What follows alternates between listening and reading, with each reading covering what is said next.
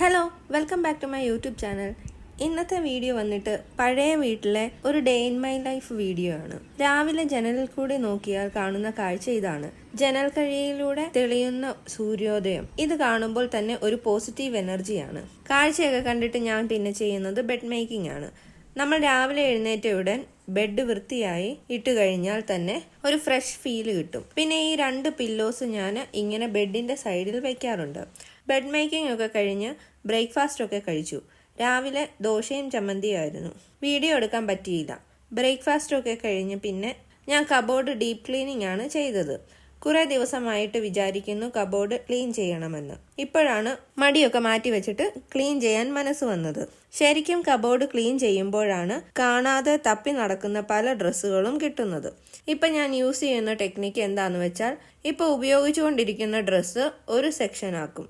പിന്നെ ഉപയോഗിക്കാതെ മാറ്റി വെക്കുന്ന ഡ്രസ്സുകൾ എടുത്ത് മാറ്റി കളയാൻ വെക്കും. പിന്നെ നല്ല ഡ്രസ്സുകൾ നോക്കി ഡൊണേറ്റ് ചെയ്യാനും മാറ്റി വെക്കും.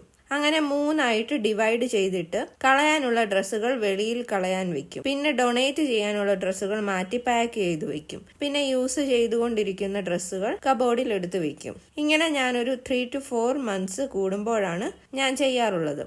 ഈ മെത്തേഡ് യൂസ് ചെയ്താൽ നമുക്ക് ഒരുപാട് കുന്നുകൂടിയിരിക്കുന്ന ഡ്രസ്സുകൾ എണ്ണം കുറഞ്ഞു കിട്ടും. നിങ്ങളും ഇങ്ങനെ ക്ലീനിങ് ചെയ്യാറുണ്ടോ? അതോ എല്ലാ ഡ്രസ്സുകളും സൂക്ഷിച്ചു വെക്കുന്ന ടൈപ്പാണോ? എല്ലാം സോർട്ട് ചെയ്തിട്ട് അറേഞ്ചിങ് പാർട്ടാണ് എനിക്ക് ഏറ്റവും സാറ്റിസ്ഫാക്ഷൻ കിട്ടുന്നത്.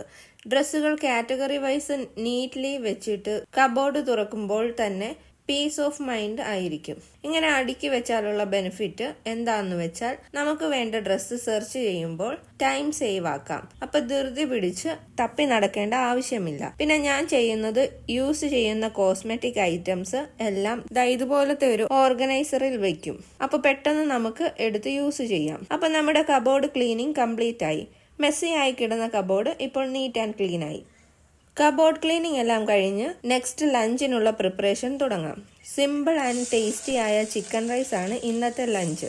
ഞാൻ ഇവിടെ സോന മസൂരി റൈസ് ആണ് യൂസ് ചെയ്യുന്നത്. സവാള, തക്കാളി, പച്ചമുളക്, ജിഞ്ചർ ഗാർലിക് പേസ്റ്റ്, കറുവപ്പട്ട, ഗ്രാമ്പു, തൈര്, നാരങ്ങാനീര്, മല്ലിയില, പിന്നെ മെയിൻ ഇൻഗ്രീഡിയന്റ് ആയ ചിക്കനും. ഇത്രയും കൊണ്ടാണ് ഞാൻ ഈ റെസിപ്പി തയ്യാറാക്കുന്നത്. അതിനുശേഷം ചിക്കൻ മാരിനേറ്റ് ചെയ്യാൻ തുടങ്ങും. ജിഞ്ചർ ഗാർലിക് പേസ്റ്റ്, തൈര്, മഞ്ഞൾപ്പൊടി, ഗരം മസാല, നാരങ്ങാനീര്, പിന്നെ കുറച്ച് ഉപ്പ്, ഇതെല്ലാം ചിക്കനിലിട്ട് മിക്സ് ചെയ്യും. എന്നിട്ട് ഇതൊരു 20 minutes മാറ്റി വെക്കും. എന്നിട്ട് 20 minutes മാരിനേറ്റ് ചെയ്ത ചിക്കൻ കുറച്ച് വെള്ളം ഒഴിച്ച് വേവിക്കാൻ വെക്കും. റൈസ് കഴുകി കുക്കറിലിടും. ഒരു വിസിൽ അടിച്ചു കഴിയുമ്പോൾ തീ ഓഫ് ചെയ്ത് വെക്കണം. കുക്കറിന്റെ പ്രഷറൊക്കെ പോയി കഴിയുമ്പോൾ പയ്യെ കുക്കർ ഓപ്പൺ ചെയ്ത് നോക്കിയാൽ നല്ല പെർഫെക്റ്റ് വേവിൽ ആയിരിക്കും ചിക്കൻ റൈസ്. ഈ റെസിപ്പി നിങ്ങൾ ട്രൈ ചെയ്ത് നോക്കണേ. സൂപ്പർ ടേസ്റ്റിയാണ്. കുക്കിംഗ് ഒക്കെ കഴിഞ്ഞ് കുറച്ചു നേരം പെറ്റ്സിന്റെ കൂടെ ടൈം സ്പെൻഡ് ചെയ്യാമെന്ന് കരുതി. എന്റെ ഫേവറേറ്റ് ടൈം എന്ന് പറഞ്ഞാൽ എന്റെ കുഞ്ഞുങ്ങളോടൊപ്പം സ്പെൻഡ് ചെയ്യുന്ന സമയമാണ്. ഇവരെ കണ്ടാൽ തന്നെ എനിക്ക് സ്ട്രെസ് എല്ലാം ഡിസപ്പിയർ ആകും. Meet my cuties, moon and night. ഇവളാണ് മൂണ്. മൂണിന്റെ പേര് പോലെ തന്നെ ഇവള് കാമാണ്, സോഫ്റ്റ് നേച്ചറുമായിരുന്നു. പക്ഷെ ഇപ്പൊ അവള് കുറച്ച് ടെററാണ്.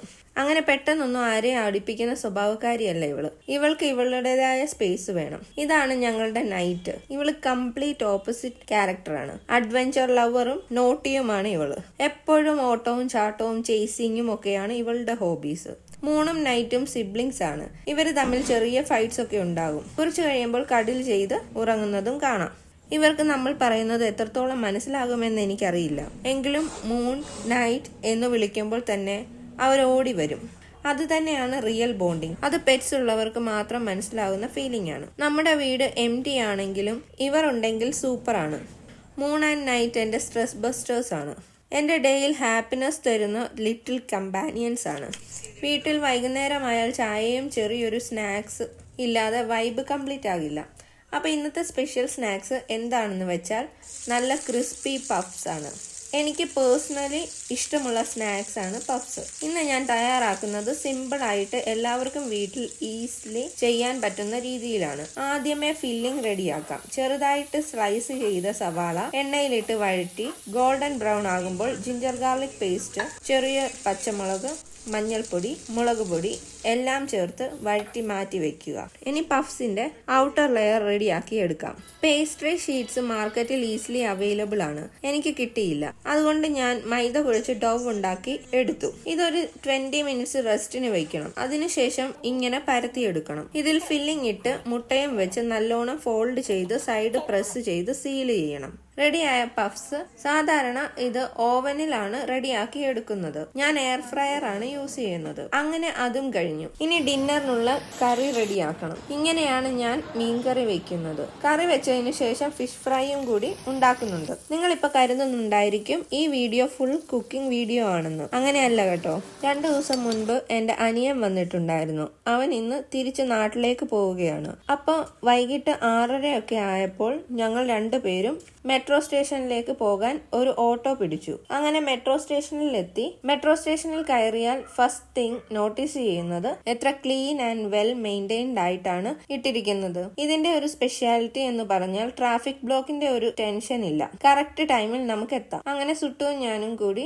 SMVT റെയിൽവേ സ്റ്റേഷനിൽ എത്തി. ആ ടൈമിൽ ആശു അവിടെ എത്തിയിരുന്നു. ഇവിടെ വന്നു കഴിഞ്ഞാൽ ആദ്യം കണ്ണിൽ പെടുന്നത് സ്റ്റേഷന്റെ ഗ്രാൻഡ് എൻട്രൻസ് ആണ്. ലൈറ്റ്സും ബിൽഡിങ്ങിന്റെ മോഡേൺ ഡിസൈനും ഇതൊക്കെ ഒരുപാട് ഡിഫറെന്റ് ഫീൽ തരുന്നുണ്ട്. നോർമൽ റെയിൽവേ സ്റ്റേഷൻസിനേക്കാൾ ക്ലീൻ, ഓർഗനൈസ്ഡ്, സിസ്റ്റമാറ്റിക് എന്ന് പറയാതെ വയ്യ. അകത്ത് കയറിയപ്പോൾ ഒരുപാട് ആൾക്കാർ അവിടെ വെയിറ്റ് ചെയ്തിരിക്കുന്നത് കാണാം. SMVT ടെർമിനലിന്റെ ഹൈലൈറ്റ് എന്തെന്ന് വെച്ചാൽ India's first fully air conditioned terminal ആണ്. അങ്ങനെ ട്രെയിൻ നോക്കിയിരുന്ന് ട്രെയിൻ വന്നു. സീറ്റൊക്കെ കണ്ടുപിടിച്ച് ബാഗൊക്കെ സേഫ് ആയിട്ട് വെച്ചിട്ട് ഞങ്ങൾ ഇങ്ങനെ ഓരോന്ന് സംസാരിച്ചു നിൽക്കുമ്പോൾ ട്രെയിൻ എടുക്കാൻ ടൈമായി. അങ്ങനെ ഞങ്ങൾ ബൈ പറഞ്ഞ് തിരിച്ച് വീട്ടിലേക്ക് വന്നു. അപ്പൊ ഇന്നത്തെ വീഡിയോ അത്രേ ഉള്ളൂ. ഇനി നെക്സ്റ്റ് വീഡിയോയിൽ കാണാം. ബൈ.